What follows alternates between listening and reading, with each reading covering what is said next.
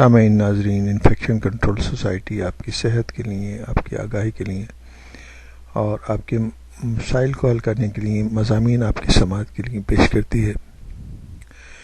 پیٹھ اور کمر کے درد کے بارے میں کچھ معلومات آپ کو دینا چاہیں گے۔ نیا مؤثر علاج جس میں بیک وقت کئی طریقے آزمائے جا سکتے ہیں، اس کے بارے میں ہم آپ کو معلومات دینا چاہیں گے۔ ایک مضمون جس کے ذریعے ہم آپ کو معلومات دے رہے ہیں، اس میں بتایا گیا ہے کہ ورشا کور گزشتہ کئی ماہ سے کمر کے انتہائی اذیت ناک درد میں مبتلا تھیں، لیکن پھر اس کے ساتھ وہ کچھ ہوا وہ اس کے لیے بڑا حیران کن تھا۔ حال ہی میں ایک ایسی چیز نے اسے اس مصیبت سے نجات دلائی ہے جس کا اسے اس سے پہلے کوئی تجربہ نہیں ہوا تھا۔ یہ طریقہ علاج نہ تو بہت زیادہ جانا پہچانا ہے، نہ ہی مریضوں کی اکثریت اس طرح علاج کیا جاتا ہے، اور نہ ہی مریضوں کی اکثریت کا اس طرح علاج کیا جاتا ہے۔ بھارت میں یعنی کہ انڈیا میں بھی یہ ابھی بہت زیادہ عام نہیں ہوا۔ دراصل ممبئی کے اسکول ٹیچر ورشا اتفاقاً اس طریقے علاج سے آگاہ ہوئی تھیں، اور وہ انتہائی افسوسناک صورتحال ہے کہ کمر کے درد کے اتنے مؤثر علاج کو اب تک پوشیدہ رکھا گیا۔ ورشا نے درد دور کرنے والی اتنی زیادہ گولیاں، اتنی زیادہ ٹیبلٹ نگلی تھیں کہ ان کی گنتی بھی انہیں یاد نہیں رہی۔ دو ڈاکٹروں سے علاج کروایا، جن میں ایک نیورولوجسٹ بھی تھے، لیکن کوئی فائدہ نہیں ہوا۔ درد کی شدت اتنی بڑھی کہ اسے کام چھوڑ کر گھر بیٹھنا پڑا۔ آخر کار چارہ کار کے طور پر اس نے سوچا کہ اب سرجری ہی کرا لینی چاہیے۔ دکھ اور اذیت سے بھرے تقریباً 5 ماہ گزر چکے تھے۔ اس کے ایک دوست نے اسے ایک 6 منتھ کے ری ہیبلیٹیشن کورس میں شرکت کی مشورہ دیا۔ اس طریقۂ علاج میں پہلے سے معلوم جسمانی اور نفسیاتی اقدامات تجویز کیے جاتے ہیں، جو بہت زیادہ ہائی ٹیک یا خلاف معمول نہیں ہوتے۔ اس طریقہ کار کا نام بھی کچھ زیادہ پرکشش نہیں ہے۔ اسے فنکشنل ری ہیبلیٹیشن کا نام دیا گیا ہے۔ ورشا نے فیصلہ کیا کہ اسے آزمانے میں کوئی حرج نہیں۔ ممبئی کے کوکی لابن دیرا بھائی امبانی اسپتال میں centre for physical medicine and rehabilitation کے کنسلٹنٹ فزیولوٹرسٹ اور ڈائریکٹر ڈاکٹر ایمبک سری واسطو نے ورشا کا مکمل معائنہ کرنے کے بعد اس کا علاج شروع کیا۔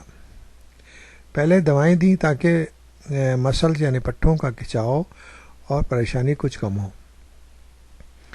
پٹھوں یعنی کہ مسلز کے پھیلانے اور مضبوط کرنے والی فزیوتھراپی اور ورزشیں کرائیں۔ اسی کے ساتھ ڈاکٹروں نے مشاورتی پروگرام کے تحت اسے درد کے اسباب بتائے اور وہ طریقے سمجھائے جن پر عمل سے درد سے بچنا ممکن ہو سکتا ہے۔ ورشا پر واضح کیا گیا کہ جسم کا مناسب انداز میں رکھنا کیوں ضروری ہے۔ اسے مشورہ دیا گیا کہ دن بھر میں مختلف اوقات میں مختلف کام کے انجام دہی کے دوران تھوڑی دیر سستا لیا کریں اور اپنے جسم کی پوزیشن کو تبدیل کرتی رہیں۔ پیٹھ اور کمر دونوں کے طرف کے پٹھوں یعنی مسلس کو مضبوط کرنے والی ورزشیں تجویز کی گئیں۔ اسے ذہنی دباؤ پر قابو پانے کی تکنیک بھی سمجھائی گئی۔ ڈاکٹر سری واسطو نے بتایا کہ ہمارے فزیوٹرسٹ اور فزیکل اینڈ آکوپیشنل تھراپسٹ اور سائیکولوجسٹ پر مشتمل ٹیم نے ورشا کا جو 6 ویک اور 6 ہفتے کا فنکشنل ریہیبلیٹیشن علاج کیا، اس کے نتیجے میں اس کا درد غائب ہو گیا۔ وہ دوبارہ اپنے معمول کی زندگی شروع کرنے کے قابل ہو گئیں۔ ہماری ٹیم میں شامل ہر ایک معالج نے اسے درد سے متعلق مختلف چیزوں کی وضاحت کی اور ہر طرح سے ان کی مدد کرنے کی کوشش کی، جس سے مریضہ میں بھی احساس ابھرا کہ اس پر پوری توجہ دی جا رہی ہے۔ طبی جائزوں میں دیکھا گیا ہے کہ جو لوگ پیٹھ اور کمر کے درد کی شکایت کرتے ہیں اور ان کو یہ شکایت ہوتی ہے، ان میں سے 85% کو اس کے اسباب اور اس کے مضرات معلوم نہیں ہوتے۔ یہ بھی ایک وجہ ہے کہ فنکشنل ریہیبلیٹیشن کے مختلف طریقوں سے مریض کو جس طرح آرام ملتا ہے، اس سے یہ طریقہ علاج مؤثر اور مقبول ہو رہا ہے۔ فنکشنل ریہیبلیٹیشن کا طریقہ ترقی یافتہ ممالک میں زیادہ رائج ہے۔ آسٹریلیا کے national health and medical research council نے ایک عشرے قبل کمر کے شدید درد کے علاج کے ضمن میں گائیڈ لائنز شائع کی تھیں، جس میں سفارش کی گئی تھی کہ چاق و چوبند زندگی جسم کے متاثرہ حصوں کی سکھائی اور مریض کو معلومات فراہمی سے کمر کے درد کے علاج میں خاطر خواہ مدد مل سکتی ہے۔ یہ ساری چیزیں فنکشنل ریہیبلیٹیشن پروگرام کا بھی حصہ ہیں۔ 2009 میں برطانیہ کے national institute for health and clinical excellence نے اس سے آگے بڑھ کر یہ کہا کہ فنکشنل ریہیبلیٹیشن سنگین نوعیت کے کمر کے درد کا بہترین علاج ہے۔ اس وقت دواؤں اور سرجری سے اس کا جو علاج کیا جا رہا ہے وہ ان سے کہیں بہتر ہے۔ یہ کوئی حیران کن بات نہیں کہ مردوں اور خواتین کی ایک بڑی تعداد ایسی ہے جنہیں زندگی کے کسی نہ کسی مرحلے میں کمر کے ایسی شدید درد کا سامنا کرنا پڑتا ہے جس سے میں چلنا پھرنا دوبر ہو جاتا ہے، اور اس کی بنیادی وجہ یہ ہوتی ہے کہ سونے جاگنے کے مختلف حالتوں میں ان کے جسم کا انداز نامناسب ہوتا ہے۔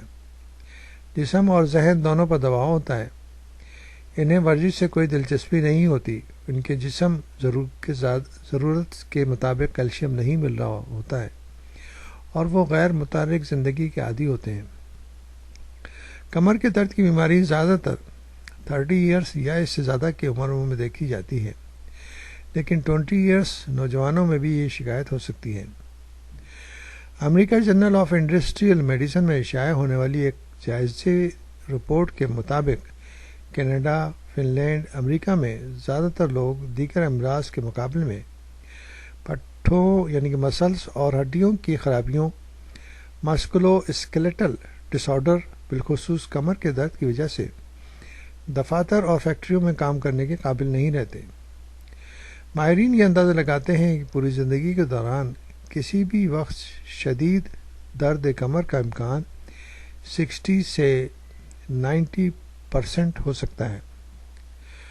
روہتک، ہریانہ کے post graduate institute of medical sciences کے ڈاکٹروں کے ایک گروپ کی جانب سے شائع شدہ جائزے میں بتایا گیا ہے کہ ان لوگوں نے جن 11,234 OPD مریضوں سے انٹرویو کیے تھے، ان میں 23% نے کمر میں درد کی شکایت کی تھی، اور ان مریضوں میں سے 67% کو نفسیاتی مسائل کا سامنا تھا۔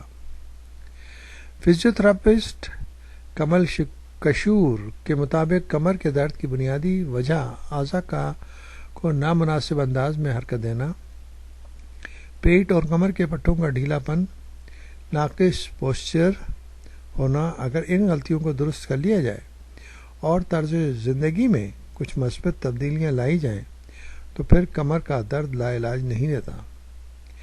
ممبئی کے ممتاز کنسلٹنٹ آرتھوپیڈک سرجن ڈاکٹر شری دھر آرچک کے مطابق کمر کے درد میں مبتلا مریضوں کی اکثریت جو ڈاکٹروں سے رجوع کرتی ہے، ان کے درد کی بظاہر کوئی وجہ سامنے نہیں آتی، اس سلسلے میں جو ٹیسٹ اور جانچ کروانی پڑتی ہے یا کروائی جاتی ہے وہ بھی نتیجہ خیز ثابت نہیں ہوتی۔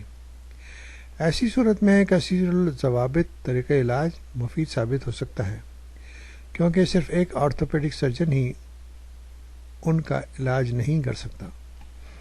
تو بہتر یہ ہے کہ اس قسم کے جو علاج ہے اس کے بارے میں معلومات پہنچائی جائے اور اس طریقے علاج کو بہتر طریقے سے آزما کر کمر اور پیٹھ کے درد کے مسائل کو حل کیا جائے۔